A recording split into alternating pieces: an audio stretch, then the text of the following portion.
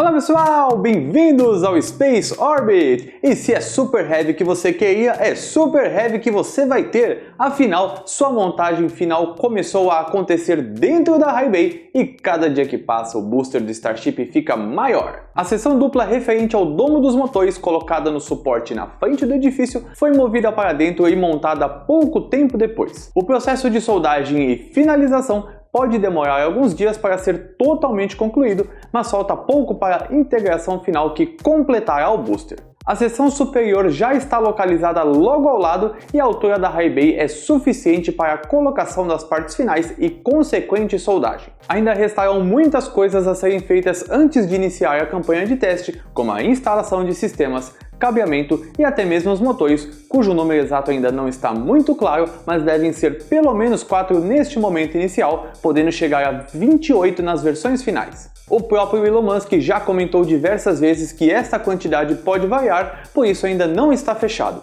Continuo com as minhas apostas sobre o término da montagem até o fim de abril, mas com a campanha de teste se iniciando somente daqui a alguns meses e com algum voo por volta do segundo semestre. Isso tudo, claro, se não tivermos nenhuma surpresa ou falha no caminho, como ocorreu com os primeiros SNs produzidos. Mas o que queremos ver também é o SN11 ser testado, o que infelizmente não ocorreu esta semana. Após ser colocado no pad suborbital B, este Starship passou por um teste de pressurização com nitrogênio em temperatura ambiente. O objetivo aqui é verificar a integridade das soldas da estrutura como um todo antes de partir para um teste criogênico, este que por sua vez abastecerá os tanques com nitrogênio líquido, buscando um estresse da estrutura muito parecido com o que ocorrerá quando devidamente abastecido com seus combustíveis. Isso realmente aconteceu no dia 11 de março, onde além deste teste vimos a verificação do funcionamento do RCS, o sistema de controle de reação que auxilia na movimentação do Starship durante o voo. Ele utiliza nitrogênio resfriado para realizar o controle de altitude,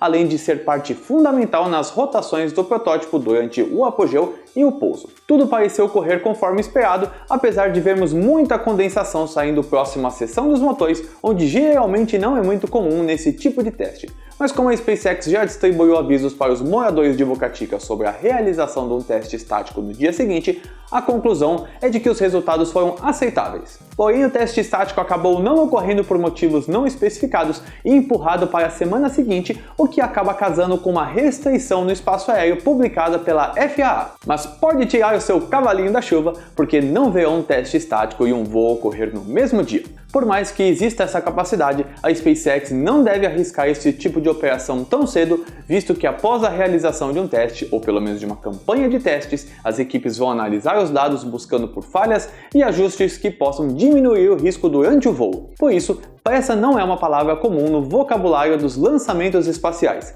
Mesmo no da SpaceX com toda a sua velocidade, afinal nem o Falcon 9 com seus mais de 110 voos realiza este tipo de operação, e não sei o Starship, que ainda é um protótipo, a arriscar tanto. Somado a tudo isso, não sabemos exatamente qual é o posicionamento da FAA com relação à aprovação de voo do Starship, que necessita de uma licença diferente do fechamento do espaço aéreo para ser testado. Os TFRs estão publicados para os dias 16 e 17, porém ainda acredito que um teste de voo deve ocorrer somente por volta do dia 22. Mas espero estar errado porque, assim como vocês, eu também quero ver o SN11 voar seus 10 km e pousar sem explosão dessa vez. O Elon Musk deu mais informações sobre as causas da explosão do SN10. Conforme comentamos aqui no Space Orbit, houve uma queda de empuxo nos motores Raptor durante a fase de pouso, e de acordo com ele, ocorreu uma ingestão de hélio do sistema de pressurização pela linha de combustível. O gás hélio é utilizado para preencher o espaço deixado pelo combustível ao ser movido para os motores,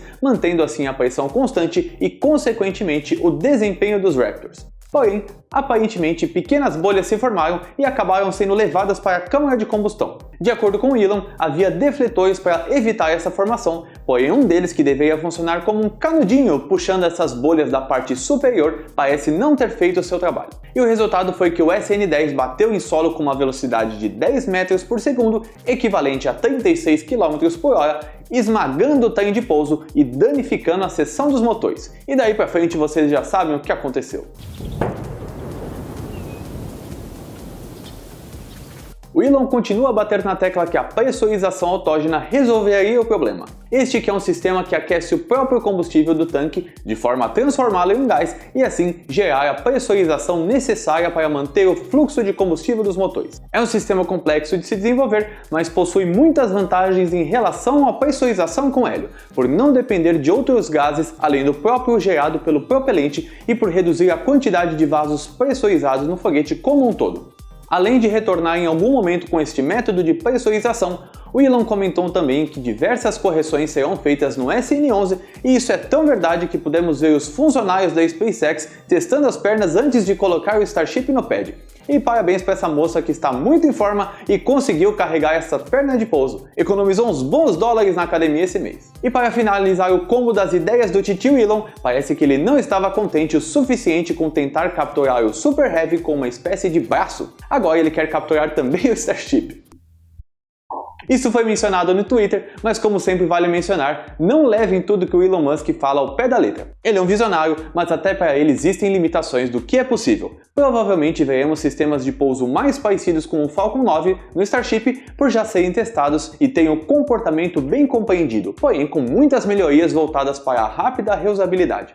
As obras na zona de lançamento continuam a todo vapor, com uma nova construção começando a tomar forma. Podemos ver que diversas fundações estão dispostas em um formato de U, bem ao lado do pad orbital, que nos indica que a torre de lançamento deve começar a crescer muito em breve. Não está claro o porquê deste formato, podendo ser um vão para a instalação de um elevador ou mesmo algo relacionado à história do Elon Musk sobre capturar os boosters ao invés de pousar com um trem de pouso. Como isso tudo são especulações, deixe também nos comentários a sua opinião. 2 tanques de propelentes foram trazidos para próximo do pad orbital, depois içados e devidamente instalados, evidenciando a aceleração na construção que temos comentado aqui há muitas semanas. Além disso, foi possível avistar as válvulas de controle do sistema que já estão começando a tomar forma. Pelo visto, veremos a conclusão deste setor antes mesmo da colocação da mesa de lançamento e preparação da plataforma que abrigará o conjunto do Starship, ou pelo menos o Super Heavy nos próximos meses. E parece que rolou uma bela festa nas instalações da SpaceX em comemoração a um bom ano de trabalho e conquistas com direito até a fogos de artifício.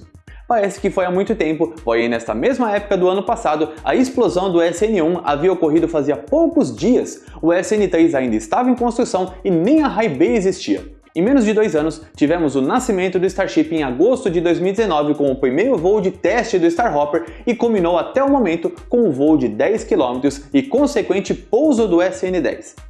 Ainda há muito a ser feito, mas o progresso é diário e mesmo quem faz o acompanhamento constante dos avanços do Starship não consegue seguir o ritmo insano com que a SpaceX constrói seus foguetes e ao mesmo tempo revoluciona a indústria aeroespacial, quebrando paradigmas e conseguindo o que muitos disseram ser impossível. Então, parabéns à SpaceX e que tragam o espaço ao alcance de todos. E para ficar atualizado de todas as novidades do Starship, inscreva-se no canal e clique no sininho para ser avisado dos vídeos e lives do Space Orbit. Um muito obrigado aos membros por tornar este projeto possível e torne-se você também um a partir de R$ 2,99 ao mês e tenha benefícios exclusivos como acesso antecipado aos vídeos, informativos das missões, lives dos membros e muito mais. Então, um beijo no coração de vocês, até mais, tchau!